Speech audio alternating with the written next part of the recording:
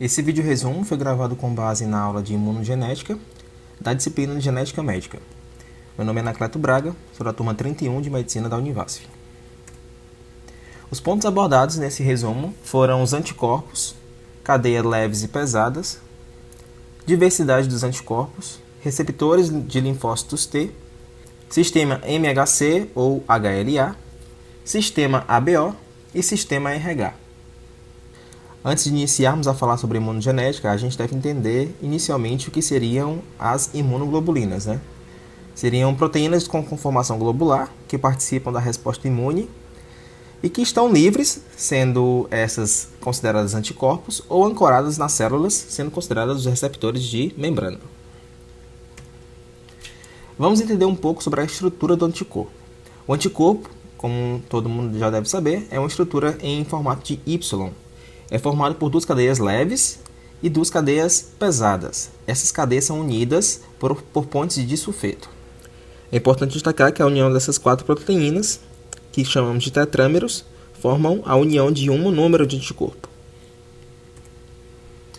A cadeia leve ela é formada por basicamente 200 aminoácidos, possui uma região variável, uma região constante e uma região juncional. Elas podem ser do subtipo kappa e do subtipo lambda. A proporção desses subtipos é de 2:1, sendo 2 kappas para 1 lambda. Aqui a gente pode ver na imagem como é que se conforma a imunoglobulina intacta, com cadeias leves e pesadas, e aqui apenas o esquema da cadeia leve, certo? Elas ficam na periferia, na região mais lateral, digamos assim, do anticorpo. Já as cadeias pesadas são formadas por uma média de 400 aminoácidos, possuem uma região variável, uma região constante e uma região juncional, assim como as cadeias leves, porém essas possuem uma região diversificadora, que ela fica entre a região juncional e a variável. Diferentemente das cadeias leves, que possuem subtipos, as cadeias pesadas possuem isotipos do tipo alfa, gama, mi, delta e epsilon. Esses isotipos se conformam posteriormente nas imunoglobulinas A, G, M, D e E, respectivamente. E aqui temos uma imagem mostrando como ela se conforma de maneira estrutural. É importante destacar que o anticorpo possui apenas um isotipo de cadeia pesada e um isotipo de cadeia leve, ou seja, a gente viu que o anticorpo é formado por duas cadeias leves e duas cadeias pesadas. Porém, essas cadeias leves deverão ser necessariamente do mesmo subtipo, enquanto as cadeias pesadas devem ser necessariamente do mesmo isotipo. É interessante também destacar que a superfície do sítio combinatório do anticorpo, especialmente no nível das cadeias no nível variável das cadeias, certo? As cadeias pesadas com as cadeias leves, são as partes mais importantes para conferir a especificidade na interação específica com o epítopo de um antígeno. O que seria o epítopo? O epítopo seria a região do antígeno que se liga à região variável do anticorpo, ou seja, a região que vai ser reconhecida pelo nosso sistema imune. Aqui temos o esquema dos genes que conformam as cadeias leves e pesadas. Inicialmente aqui nas cadeias pesadas, a gente pode ver que os locos dessas cadeias estão no cromossomo 14, certo? Podemos ver aqui a presença de esquemas da região variável, da região diversificadora, da região juncional e da região constante. Já as cadeias leves, que possuem dois subtipos, a cadeia kappa está localizada no cromossomo 2 e a cadeia lambda localizada no cromossomo 22. Podemos ver também que no esquema conformacional delas, elas são bem menores do que as cadeias pesadas. Em relação à diversidade dos anticorpos, o sistema imune pode produzir cerca de 10 elevado a 15 anticorpos diferentes, porém possuímos apenas menos de 1000 genes. Aí vem aquela pergunta, como é possível então serem produzidos todas essas diferentes especificidades de anticorpos? A resposta está no mecanismo de variabilidade dos anticorpos. Sabe-se que possuem pelo menos 4 tipos de mecanismos, né? Um deles seria as múltiplas recombinações leves e pesadas que ocorrem nos anticorpos, recombinação somática, diversidade juncional e permutação somática. Vamos falar um pouco de cada uma agora. Em relação às múltiplas combinações leves e pesadas, se baseiam simplesmente na combinação de cadeias peptídicas leves e pesadas das imunoglobulinas. Ou seja, inúmeras possibilidades de pareamento de qualquer um dos isotipos de cadeia pesada e subtipos de cadeias leves. Como, por exemplo, temos a imunoglobulina G, que ela necessariamente deve ser formada por um isotipo gama de cadeia pesada, unida com um subtipo kappa ou lambda de cadeia leve.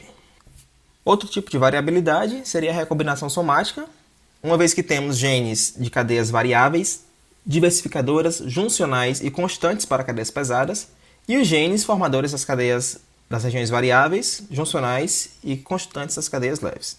Destacamos que a linhagem germinativa desses segmentos possui aproximadamente 80 regiões variáveis, 6 regiões juncionais e 30 regiões diversificadoras. Toda essa linhagem germinativa, né, todos esses segmentos, são herdados pelos linfócitos imaturos, que posteriormente serão recombinados através da intermediação de proteínas específicas, as RAG1 e RAG2, que irão promover a quebra e reunião, né, religação desses segmentos, alterando sua conformação e, posteriormente, sua especificidade. Temos aqui um exemplo da recombinação somática mediada por proteínas RAG. Essas proteínas elas agem em sequências específicas, né, que a gente chama de sítios sinalizadores de recombinação. Elas atuam no DNA antes da transcrição, certo? De forma semelhante às enzimas de restrição, que são utilizadas para fazer mapeamento genético, por exemplo. Essas proteínas têm a capacidade de sinalizar o segmento de corta imediatamente antes e depois do segmento a ser cortado, e esses segmentos serão flanqueados e posteriormente religados ao restante do DNA.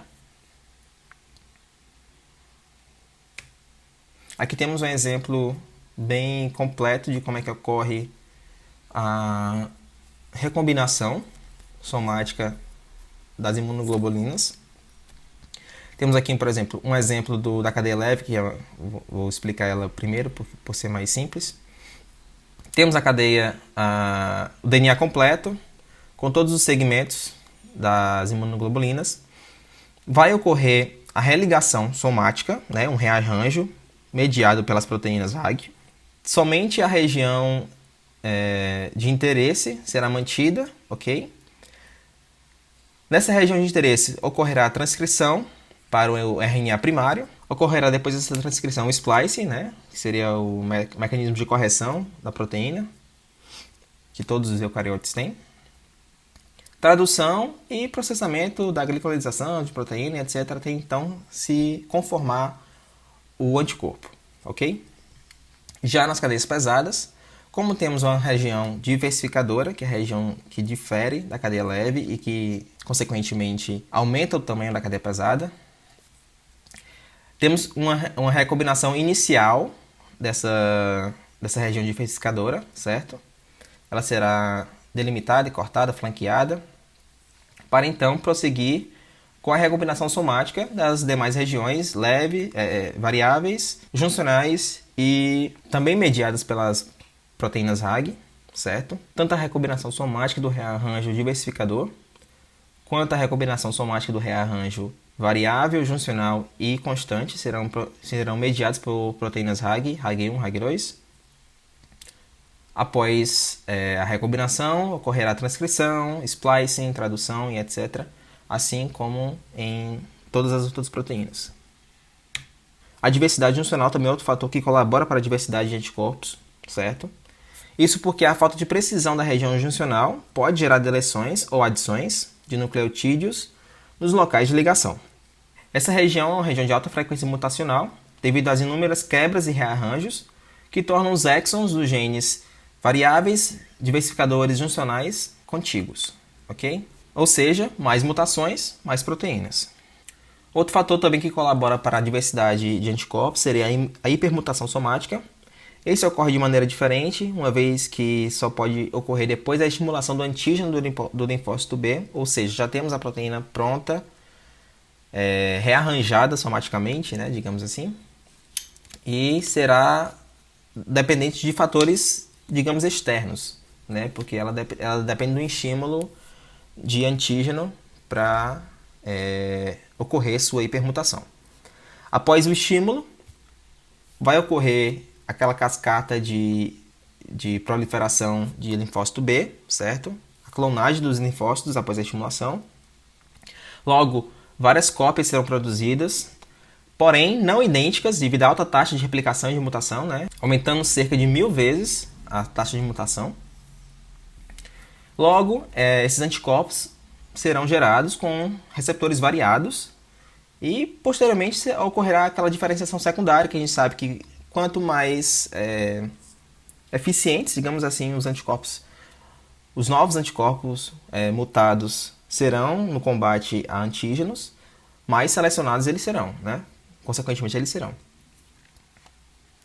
Vale destacar também que a diferenciação dos linfócitos T contribuem para a diversidade dos anticorpos, uma vez que os receptores de linfócitos T possuem regiões variáveis, que serão recombinadas. Os linfócitos possuem essas cadeias alfa e beta, que são as equivalentes às cadeias leves e pesadas dos linfócitos B. E essa diversidade ocorre pela recombinação somática e diversidade juncional, ok? Não vai ocorrer hipermutação somática nos linfócitos, uma vez que até então não se foi documentado em estudos essa ocorrência. Então, a gente deve considerar que a diversidade dos linfócitos T se dão apenas pela recombinação somática e pela diversidade juncional. Vamos falar um pouco dos antígenos leucocitários humanos. É um fator extremamente importante para o transplante. É fundamental o conhecimento do HLA, né, que anteriormente era conhecido como HMC, ou seja, o complexo maior de histocompatibilidade, mas atualmente denominamos isso de HLA. O HLA corresponde a mais ou menos 200 genes, localizado entre a região 21.1 e 21.3, o braço curto do cromossomo 6, certo? Como a gente pode ver aqui na imagem, um esqueminha. Esses antígenos podem ser classificados em classe 1, classe 2 e classe 3. Cada classe vai ter um papel importante na expressão proteica, né? Sendo a classe 1 responsável pela expressão das microproteínas expostas nas células, ou seja, as proteínas de membrana. Classe 2 seria responsável pelos polipeptídeos dos linfócitos B e macrófagos, ou seja, região reconhecedora de antígenos. E a classe 3 seria responsável pela produção pelas proteínas que codificam o sistema complemento. Aqui, como eu acabei de explicar, HLA classe 1, microproteínas expostas às células. Classe 2, polipeptídeos dos linfócitos B e macrófagos. Classe 3, proteínas codificadoras do sistema complemento.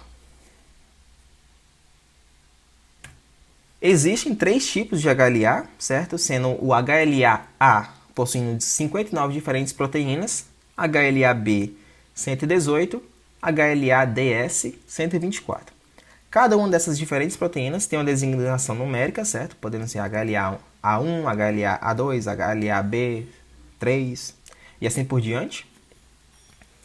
Essas proteínas, apesar de serem diferentes, são herdadas em um mesmo segmento do cromossomo. A gente chama esse conjunto de proteínas herdáveis de haplótipos. Qual seria a complexidade do sistema? Que a depender do haplótipo herdado, a gente vai definir as proteínas que comporão o sistema complemento, as proteínas da membrana e os polipeptídeos dos linfócitos e macrófagos, ok? Ok. Essas proteínas erradas e essas herdadas e essa expressão proteica, consequentemente, vai ter relação direta com a compatibilidade do órgão no transplante. Ou seja, aprendemos que geralmente quando busca-se um doador de órgão, damos prioridade a parentes irmãos, ok? Isso porque nosso pai e nossa mãe possuem pelo menos metade dos haplótipos diferentes do nosso, ou seja, incompatíveis. Enquanto nossos irmãos podem ainda ter uma compatibilidade de 100% com o nosso. Aí, a depender do órgão a ser transplantado, a compatibilidade deve ser, em média, 98% de semelhança. Não são todos os órgãos que que exigem essa compatibilidade, alguns podem ser transplantados com menos. Porém, para o melhor prognóstico, né, do transplante, é exigido que seja pelo menos acima de 98%. Ocorre que isso implica uma alta especificidade e similaridade de haplótipos entre doador e receptor. Por isso que normalmente os irmãos são os candidatos mais prováveis à compatibilidade. Aqui, como eu já havia explicado, se temos um candidato ao transplante, sabemos que pelo menos a mãe dele tem pelo menos metade dos genes diferentes dele e o pai também. Ou seja, as chances de ter um irmão que tenha herdado os mesmos haplótipos é mais alta do que um parente distante ou do que uma pessoa aleatória. Vamos falar um pouco do sistema BO, que também aqui é mais ou menos no mesmo conceito de compatibilidade, né? Também sabe que o tipo A apresenta na sua superfície de membrana aglutininas, anticorpos, né, do tipo anti-B. Sangue tipo B possuem anti-A. AB não possui anticorpos anti-A ou anti-B. E o tipo O possui os dois tipos de anticorpos, ok? Expressos na membrana. E sabemos também que o genótipo do sistema sanguíneo pode ser do tipo A, tanto Iazão, Iazão, ou Iazão, Iazinho, B, IBzão, IBzão, IBzão, IBzinho, AB, necessariamente Iazão, IBzão, e O, necessariamente Izinho, Izinho. Tem um fenômeno conhecido como fenômeno de Bombay, em que o fenótipo do indivíduo apresenta-se como um O, por isso que ele é chamado de falso O. E o que ocorre? Todos os grupos sanguíneos possuem uma proteína H na superfície da hemácia, que é captadora de carboidratos e responsável pela determinação do fenótipo, ok? É a partir dessa proteína que a gente vai conseguir ler no microscópio qual é o tipo sanguíneo de cada indivíduo.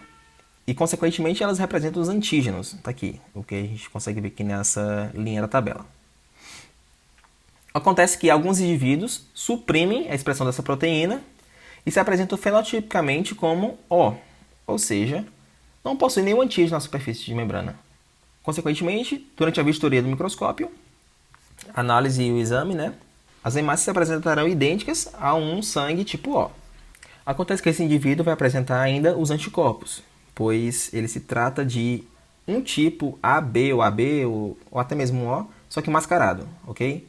Então ele continuará expressando as proteínas detectoras de anticorpos e, consequentemente, poderá ocorrer a reação imunológica em caso de transfusão de sangue incompatível. Inclusive, esses indivíduos também não apresentarão na sua superfície a proteína H, que seria a proteína codificadora do fator RH, positivo ou negativo, né? Falando desse fator, o fator RH também é causador de algumas comorbidades. Um deles seria a eritroblastose fetal, que se trata de uma doença hemolítica causada pela incompatibilidade do sistema RH do sangue, materno e fetal. Essa doença causa anemia hemolítica no feto, progredindo com icterícia, hepatosplenomegalia, lesões cerebrais, etc. E ocorre durante a gravidez de uma mãe RH negativo, certo? E o feto RH positivo. Durante o parto, as hemácias RH positivas do feto passam para a mãe. Logo, o sistema imune materno vai reagir e produzir anticorpos anti-RH, ou seja, vai sensibilizar a mulher. E o problema não é na primeira gravidez, mas sim na segunda, pois caso eventualmente essa mãe venha engravidar e o filho seja RH positivo novamente, o sistema imune materno vai combater as hemácias do filho. E isso pode causar sérias consequências e sérios danos para o desenvolvimento do bebê. Para evitar esse dano, a mãe deve ser dessensibilizada imediatamente após o parto com a glutinina anti-RH. Essas foram minhas principais referências. Espero que tenha ajudado. Até a próxima. Tchau.